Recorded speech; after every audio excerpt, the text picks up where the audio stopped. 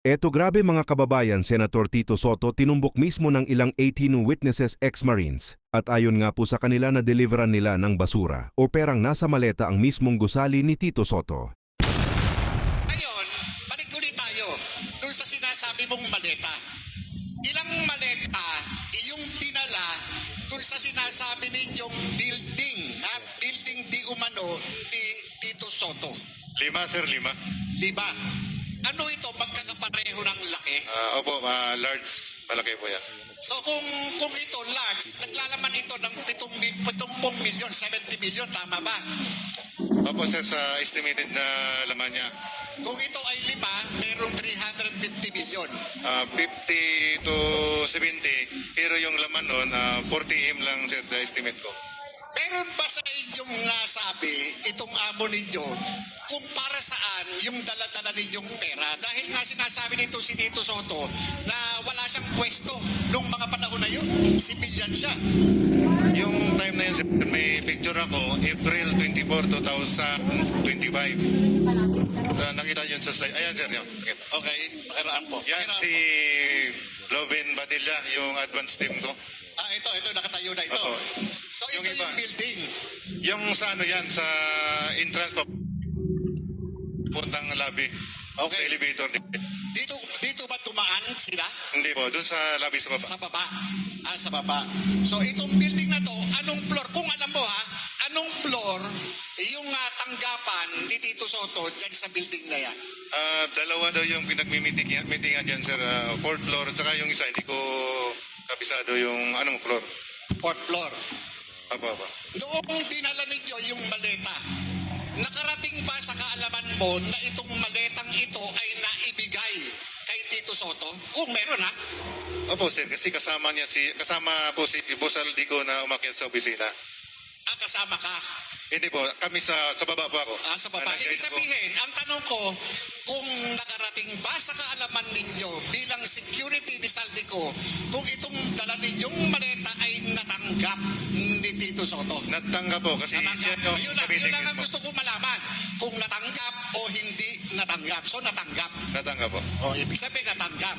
Ngayon, maliban doon sa delivery na yun, naulit ba yun? Yun lang yung participation ko dyan, sir. Yun lang ang participation mo. Ngayon, gusto kong balikan yung tungkol dun sa media.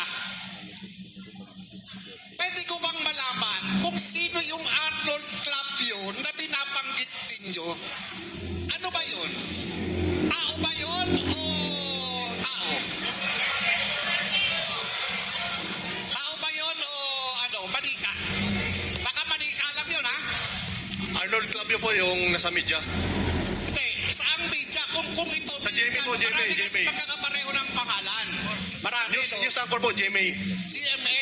Yes po. Ano siya sa GMA? Kung alam mo ano siya sa GMA? Anchor po. Anchor. Ibig sabihin kung Anchor, may programa. Yes po. Ano yung alam mong programa na pinag-aangkoran niya?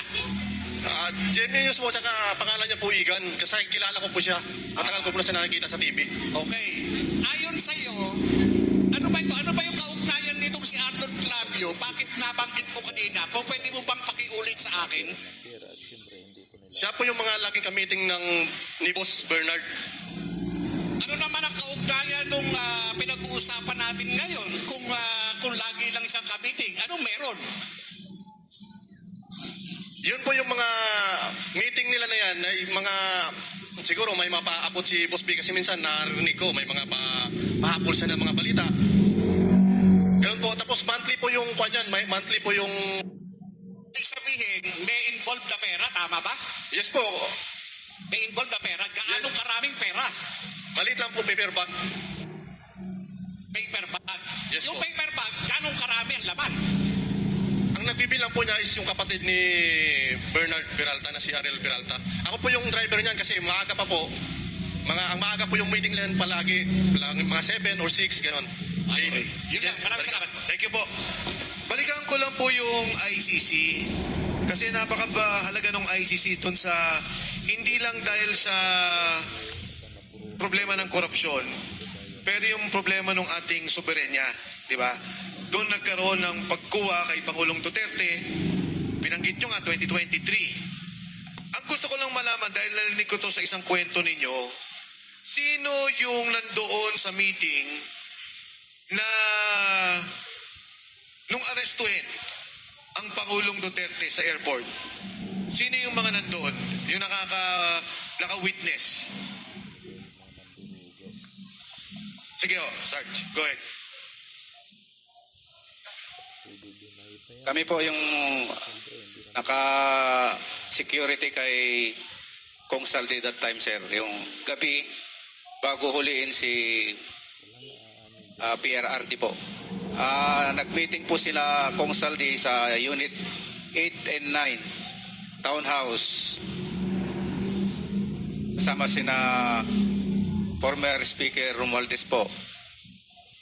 Sinong ka-meeting? Saldico. Saldico, former Speaker Martin Romualdez. Romualdez. Yung Chief PNP po, si Marbil. General Marbil. Marbil. Opo. At that time, si General Torre, hindi naman sa Chief PNP pa, di ba? Hindi pa po. Sino pa? Si Chudoro, Gibo, no? Gibo Chudoro. O Gibo Chudoro po. Kasama po siya doon.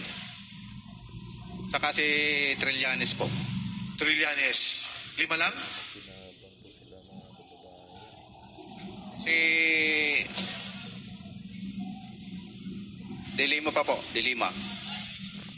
Dilima? Leila Dilima. Nandun din po siya. Sino pa? Pinag-uusapan natin nung gabing Yes po, yes sir. kinaumagahan siya inaresto, di ba? Okay sir. So nung gabi, Nag-meeting po sila doon sa townhouse. nag-meeting sa townhouse, Trillanes, Gibo, Laila, Speaker Romualdez, Saldico, Marbil, sino pa? Hindi, wala ata si General Torre that time. Yun lang po yung nakita ko sir. General Anyo, wala. Hindi ko pa nakita. Kasama din doon. General Anyo. Yes, sir. Kayo magkasama Yes, Yes, sir. sir. Yes sir. nung gabing yon. Kami yung konser, yung naka-back up kay konser. Okay. Sikip, naka-duty. Meron bang pagkakataon na kay Jojo Cadiz nakaharap ninyo? Dahil lumalabas yun sa kwento eh. Sa Tamarin, yung delivery. Meron ba nakasama dito? Wala. Yung nag-deliver kay Jojo Cadiz sa Tamarin. Ikaw? Yes, sir, ako doon. 30 Tamarins, 2 beses. December 2 at saka December 5, 2024. Yung si Jojo Cadiz, nag-deliver kayo? Sir, ang pagkaalam ko, sir, pag pumapasok ako doon sa may gate ng Nara, tinatanong sa akin yung guard kung saan. Ang sabi ng AA, 30 Tamarin. At ang binabanggit ng gwardiya, Nelson Go. Huli na lang po namin nalaman na Jojo Cadiz pala. So nakapag-deliver kayo lipatan sa kotse kay Jojo Cadiz. Pakiulit, sir. Meron kasing kinikwento nung hearing na di ba yung delivery ng pera sa Tamarin, 30 pala yun, 30. Yes, sir, 30 Tamarin, South Forbes, Makati. May delivery ba kayong ginawa? Ang participation ko talaga, December 2 ang una. December. Tama, yun ang nasa Senate na ano, di ba, December 2. Yung sinasabi ni Saldico sa picture niya. Yun na nga po, sir. Pero ang pagka pumapasok kasi ako, sir, ang sabi niya, yung gwardiya is Nelson Go. Pero huli na lang pala, sir, nalaman ko na Jojo Cadiz. Naglagay kayo sang maleta sa kotse niya. Sir, ang mga ilalim, sir, ang concern doon ng pagbaba. Okay, idudugtong ko sa tanong ni Agent Morales. Kasi sa video ni Saldico, ang sabi niya, nag-deliver ako ng 1 bilyon, December 2 ata, December 4. December 2, sir, at saka December 5, 2024. Yan. Na isang 200 million at isang 800 million. Totoo, sir, kasi marami talagang maleta yun. At yun daw perang yun ay para kay Pangulong Bongbong Marcos. Sabi ni Saldico. Hindi ko na alam, sir, kung kung kay Bongbong nga talaga yon o basta ako sir, nag-drive lang eh. Kuya, may tatanong ako sa iyo. Pamilyar ba kayo dun sa inilabas na mga litrato ni Saldico patungkol dun sa mga maleta? Pamilyar ba kayo? Mayroong mga ipinost sa FB itong si Congressman Saldico na mayroong mga description. Katulad, halimbawa, nitong November 15, mayroong mga maleta, litrato ng mga maleta na nakalagay cash out. 28 luggages, 1 billion delivered to RR, Romeo. Sino tong RR? Kung alam niyo. Yung code na RR, double Romeo. Pakisagot sa may anak. Ano yan, sir? Residence, Romualdez. Romualdez. Opo, sir. Double R. Okay. Si Romualdez ito. Hindi, ang gusto ko lang idugtong dito kasi yung dugtungan ng lahat ng kwento, doon kay Saldico, ang pinakamalinaw na sinabi niya, yung delivery ng December 2 at December 5. Nasa video niya yun eh. Ikaw lang ba yung kasama dito na nag-deliver? Yes sir, at saka si Martix ay wala po dito eh. O si Mark Pero ako Tisay? yung isa sa driver. Ayan, na December 2 at 5 nga ata, 1 billion, isang 200 million, at isang 800 million. Sa makatuwid, yung tugtong ng mismong perang si Saldi umamin, na kinuha niya at binigay niya, ikaw naman yung kadugtong na nag-deliver. Yes sir, ako yung isang driver sir kasi dalawa kaming van eh. Ang ibig ko pong sabihin, lahat kasi ng kwento ng mga sundalo, nag-deliver ng pera pero hindi natin ma-indicate kung ano yung eksaktong pinanggalingan, bakit binigay ni Saldico. Pero itong delivery na to, sinabi ni Saldico, humingi ng 1 billion si Presidente, nag-deliver ako ng 200 million at isang 800 million kay Jojo Cadiz. Dahil doon sa 30 Tamarin, malapit daw sa bahay ni Presidente, ikaw pala ang isa sa mga kasama. Yan ho ang malinaw na dugtong doon sa delivery ng pera.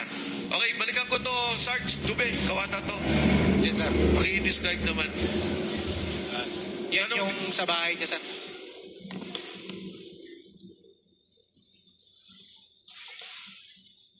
Ito po yung sa bahay niya, sir.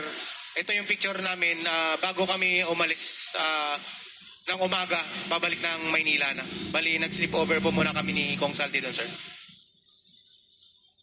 Ilinaw ko lang ulit ilang maleta yung dala nyo dito noong panahon na to? 5, sir, 5. 5 maleta. Medium, small, large. Isang size lang, sir, na large.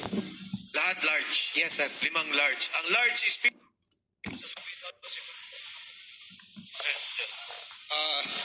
Patrastas muna, Kong. Magandang hapon po, mga kababayan. Retiradong General Romeo Poques po ako, ang chairman ng United People's Initiative. At ito po yung aming presidente, si Attorney General Virgil Garcia, Secretary General si Captain Ray Paleros, andyan kanina si Attorney Harold Respicio, yung aming chairman sa Luzon. Andito po yung aming chairman sa Visayas at Mindanao ng UPI. Nandito po kami para suportahan ang ating mga magigiting na mga Brave 18 at saka yung kanilang mga kasama na Fearless 14. Okay? Dismayado po yung UPI dahil ang inaasahan ho nating supposed to be Blue Ribbon Committee meeting ngayon ay hindi natuloy. Dahil alam naman natin marami mga panggigipit, pangaharas, pananakot ang ginagawa ng ating gobyerno. Kaya itong ating mga, maski ating itong mga senador ay hindi dumating ngayon. Andito kanina si Senator Amy pero hindi pinapasok, umalis. Ngayon inaasahan natin sana na dumating sila para po matuloy. Senator Robin dito. Senator Robin pala, dito rin po. So dito po, nangangulugan na talagang magulo yung ating bayan kung ating mismong Senado ay kagkaroon na ganyan. Merong 2 Senate President. Meron 2 Blue Ribbon Committee. Ang lugulo, hindi malaman kung sino leader. Meron dito sa isang private na lugar, hindi doon sa Senado. Anyway po, hindi lang po kami sumusuporta sa mga Brave 18 na Fearless 14, kundi sumusuporta rin po sana kami dito sa Blue Ribbon Committee hearing, kaya kami po nandito. sinusuportahan din po namin yung lahat ng mga kababayan natin na gustong malaman yung katotohanan dito sa nangyayaring matinding korupsyon na ito. Anyway po, last month, nung nakarang buwan, ang UPI po ay nag-conduct ng no holds barred meeting. Itong no holds barred, ibig sabihin kumbaga sa boxing pwede lahat, pwede sipa, siko, pwedeng na confrontation ito ng mga sundalong ito, ng mga brave 18 sa mga seniors nila, hindi lang mga officers kundi mga generals ng police, military. Andyan po yung mga dati mga first staff. Ang confrontation po na ito ay hindi lamang ordinaryong meeting kung saan ang mga lower ranking enlisted personnel ay haharap sa kanilang mga commander o yung mga general. Ito ay dapat patunayan nila ng sinasabi nila ay totoo. Lahat ng kanilang kilos, lahat ng galawlap, pati pikit ng mata nila ay inoobserbahan ng mga general na ito. Pati yung kanilang boses, malalaman nila kung nagsasabi sila ng totoo o hindi. Dahil marami po ang bumabati ko sa kanila. Marami po ang naglalapa, sinasabi nila mga dishonorable soldiers. Pero hindi po. Dishonorable discharge, ang sabi nga ni Attorney Baligon, hindi ibig sabihin na dishonorable at ay immoral ng mga sundalo na yan. Marami po dyan dishonorable discharge dahil nagawol. At bakit po siya nagawol? Dahil may problema sa pamilya, hindi nakabalik sa unit. Kaya ang tawag po doon ay dishonorable discharge. Ngayon, sila nandyan. Bakit sila lumabas? Bakit sila nag-akusa ng ganyan? Bakit sila nagsasalita ng mga matitinding akusasyon sa mga matatas na pinuno sa gobyerno? Hindi dahil sa kung ano ba, dahil sila ay mga Pilipino, mga sundalo. Yun ang gusto natin. Bakit sila magsisinungaling? Ano mapapalanalis kung magsisinungaling sila? Kaya kami sa UP ay naniniwala na yung mga itong mga sundalong ito na nag-aalin ng kanilang buhay, pati yung pamilya nila, ay nagsasabi ng totoo. Ito ang dapat malaman po ng buong sambayan ng Pilipino. Kaya ipagpatuloy po natin. Kaya wala man po dito yung mga senador, hindi man po natuloy yung ating Blue Ribbon Committee.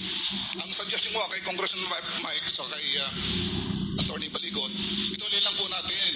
Okay? I-convert natin People's Tribunal, People's Court o People's Hearing na tulad dito.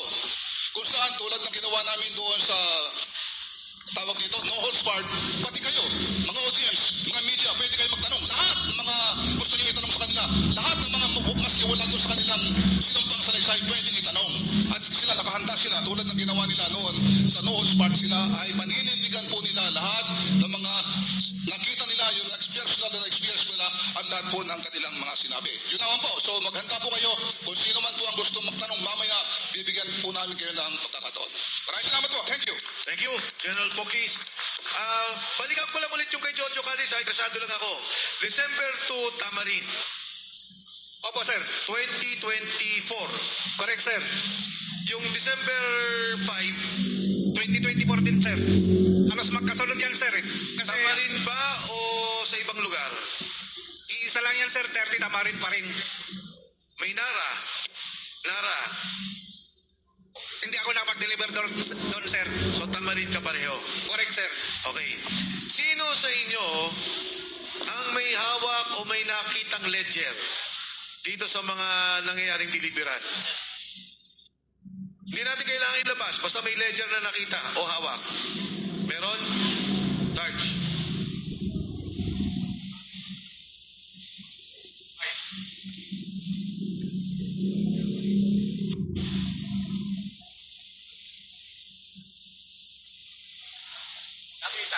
Nakita na.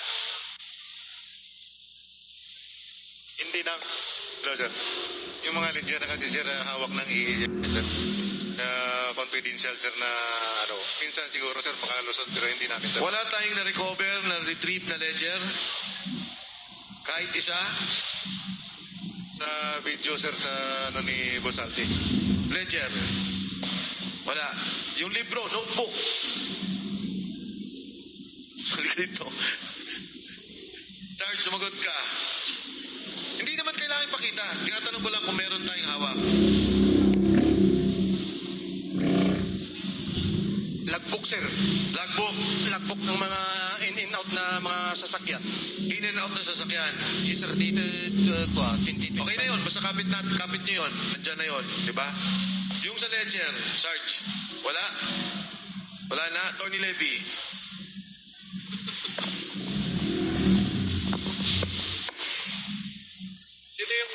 Sino yung nagbigay ng kwan? Yung sinabi ni Iksay na sunugin nyo na. Ako sir yun. Sino nag-turn over? Sir, wala na yun kasi nung sabing sunugin, nakita ko kasi maraming maganda na pwede pang gamitin. Tapos binuklat ko, doon ko nakita yung mga listahan. Nakita kong listahan doon sir na matandaan ko. Sige, sa mga tweet, may notebook kahit pa paano listahan at merong Mga nakalista sir. yung logbook. Yes sir. Oh, kapit lang yun. Basta importante yun sa mga darating na panahon. Tony Lep? Oh, okay. From the audience, kung may magtatanong, Colonel Mitran. Mike. Okay, kanina pa tayo nagtatanong, tinatanong natin kung sino yung mga involved. Ang hindi natin naitatanong kung paano natin ipagtanggol itong mga sundalong ito. Ang gusto ko sana itanong kanina, kay Lieutenant Senior Great Trillanes, pero nasagot na. Ang pangalawa ko sana itatanong, yung kaibigan ko na si General Torre. Na kaibigan ko yun. Hinahamon ko yun. Umakyat kami sa bundok. At talagang matapang siya. Now, ang tanong ko sa mga marino o sundalo na lang, dahil sinasabi sa inyo na kayo ay isang bayaran, pero ako na ang sasagot doon. Kailanman ang naging sundalo na maging masunurin sa batas. Ako sasagot, hindi kayo bayaran kung hindi kayo lilitaw dito. Lumitaw kayo, ibig sabihin, hindi kayo bayaran. Kayo na mag-confirm. Kayo ba ay bayaran? Mga kababayan Pilipino, sila ba isang bayaran? Isa silang tagapagtanggol ng ating bayang Pilipinas. Maraming salamat. Colonel, kasi sinabi mo kanina kung paano pagtatanggol. Ilang membro kayong retired military officers at personnel? More or less, military officer, retired. More or less, 50,000 kaming retired. Kaya dapat kayo mga kapwa ko retired na sundalo, tinatawagan ko kayo. Sa oras na ito at susunod pa na oras, lumitaw kayo kung tunay tayong nagtatanggol sa ating bayang Pilipinas. Maraming salamat. Colonel, deliver us the 10,000 members of yours and kami na ang bahala and the rest. Okay. Bye. Sige, Mayor, ako naman, Mayor. Dapat mo ba magpakilala? Simpleng tao lang ako eh. Kasama ko, pare-parehas lang tayo. Iisa pinaglalaban natin. Alam natin, kaya tayo nandito, yung circumstances, di ba? Yung consequence na ginagawa natin dito, di ba? Alam natin. May kapalit to eh. Ang tanong ko ganito. Sa mga ginawa nyo na pagsisiwalat ng mga anomalya, anong gusto nyong mangyari sa buhay natin? Sino pwede sumagot? Anong gusto nyo?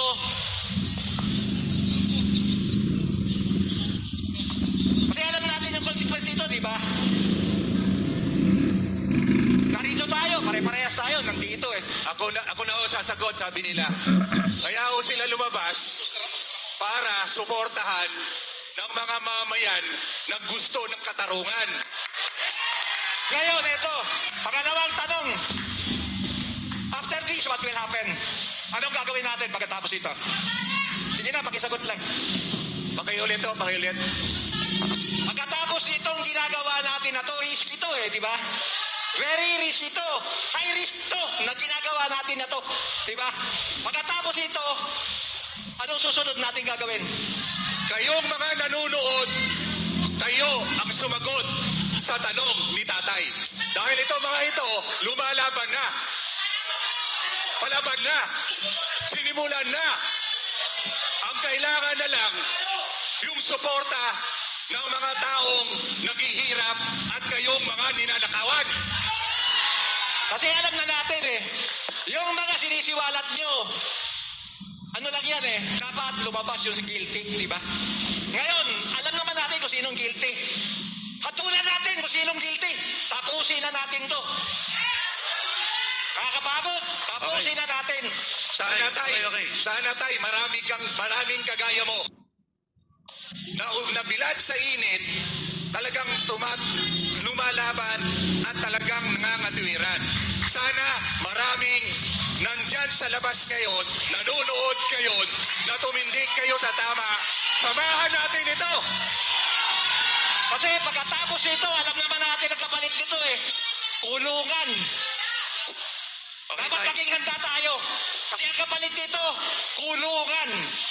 Salamat tayo ha, salamat po. Tatay, parati natin nakikita yan sa lahat ng mga pagkilos. Pero okay, katulad po na nabanggit ko na kanina natin pinag-usapan, importante ho ang Blue Ribbon Committee hearing dahil lumalabas doon na magiging opisyal ang lahat ng kanilang sinabi. Sa naganap na nakaraang Blue Ribbon Committee hearing, nagamit na naman at pwedeng gamitin yung mga nabanggit nila. Pero sa ngayon, sa sitwasyon natin, ang pwede lang po nating magawa ay maipaalam sa taong bayan ano ba itong hinahawakan na impormasyon, hinahawakan na kalaman ng ating mga sundalo.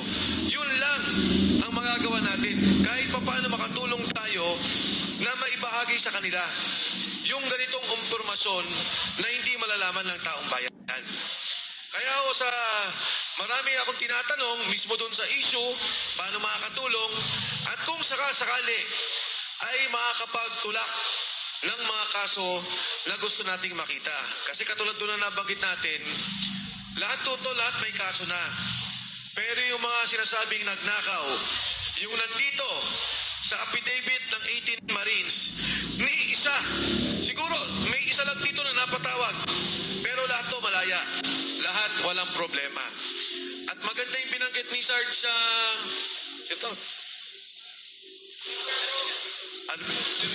Tabergo, kasi ito yung isa sa binanggit ni Saldico eh, na December 2 and 5 na delivery na siya mismo ang kasama. Importante si Saldico sa lahat ng sinasabi ninyo, si Mark Texay, si John Paul Estrada, dahil sila ang nakakalam ng delivery ng pera papunta ng Valle Verde, papunta ng Horizon, pagkatapos ng Horizon, delivery kung kani-kanino. Partikular, si Speaker Martin Romualdez.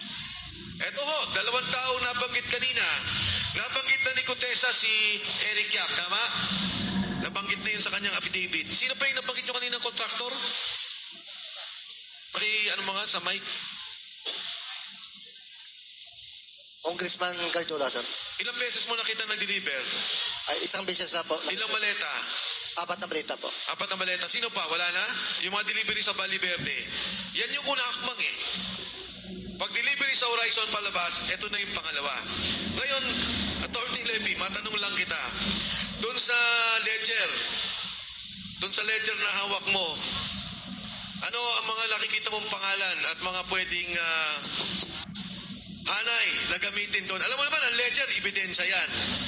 Diba? Ebidensya yan. Hindi ko kay Attorney Levy ang may hawak, pero nakita na ni Attorney Levy. Eh, siyempre, ayaw pa sumagot ng ating mga kasama, pero hawak nila yan, pati yung logbook ng in and out ng mga kotse. Attorney Levy, if you can just expound on that a little. Yung ledger na sinasabi nila kay Mark Tiksay, naiwan kasi ni Mark Tiksay yon at inutusan sila na kunin at sunugin. Pero hindi nila sinunod si Mark Tiksay. So, nasa pangangalaga po ng ibang tao yung ledger. At siguro hindi pa panahon na ilabas natin yung laman ng ledger na yan, no? Kasi maraming mga tao doon, pati kung sino yung nakinabang sa PhilHealth Fund at saka sa PTIC Fund, nandun din. Yung mga nakinabang sa NIA na pondo, nandun din. Pero pag tumating po siguro si Mark Tiksay, siya ang tamang tao na magpapaliwanag sa mga nilalaman ng ledger na ito. So yun, malinaw po Sa isang kaso, attorney, di ba ang ledger ay malaking bahagi ng ebidensya na maaaring ipresenta ng mga sundalo at maging ng abogado o maging ng ombudsman.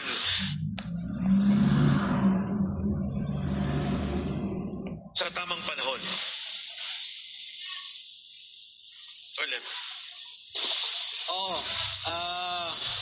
Yung ledger kasi na yan ay isinulat bago pumutok ang kontrobersiya.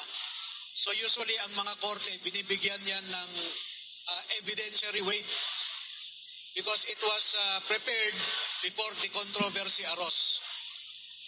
Pero sa tamang panahon po, tulad ng sabi ko. Thank you, Attorney Levy. Yes, ito yung laging sinasabi nila Tulfo Gang na puro hearsay raw ang testimonya ng 18 Marines. Dito, nakita po natin na meron pong mga ebidensya. Ang nakakalungkot, ang ginagawa ng mga taong may mga involvement sa malawakang pagnanakaw ng pondo ng bayan, kawawa ang mga witness natin na dininibanda pa para lang takutin. Nasaan na ang tamang pag-iisip ninyong mga senador kayo? Samantalang may batas tayo, Witness Protection Program,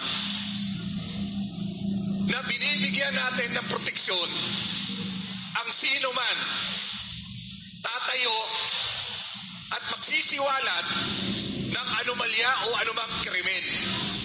Buti pa, yung mga witness, diwa, mga makapingkian, mga dilawan, laban kay dating Pangulong Rodrigo Duterte sa ICC, pinoproteksyonan nila. Iisa lang, sana maintindihan ninyo ngayon, iisa lang ang problema natin sa bayang ito. Yung mga taong nagpapatakbo sa gobyerno. Sana makonsensya na kayo. Sana maawa tayo sa mga taong tumitindig. Tumitindig para sa bayan, tumitindig para sa taong bayan. Na sana naman, kung hindi kaya ipagtanggol ng taong gobyerno ang mga taong ito, dapat tayong taong bayan na ang magproproteksyon para lumabas ang katotohanan at tapusin na natin ang nagpapahirap sa bayan natin.